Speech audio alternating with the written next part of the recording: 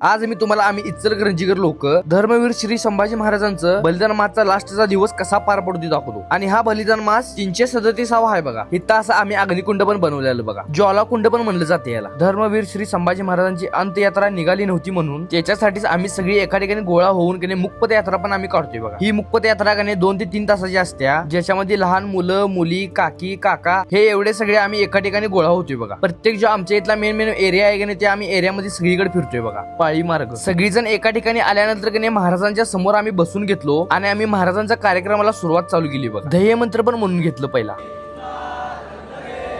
अग्निकुंडला अग्नी पण दिलं. धर्मवीर छत्रपती श्री संभाजी महाराज की जय. अग्निकुंडाला अग्नी दिल्यानंतर की नाही ह्याच्यानंतर आम्ही शपथ पण घेतलेली बघा. प्रेरणा मंत्र पण म्हणून घेतलेलं शेवटला.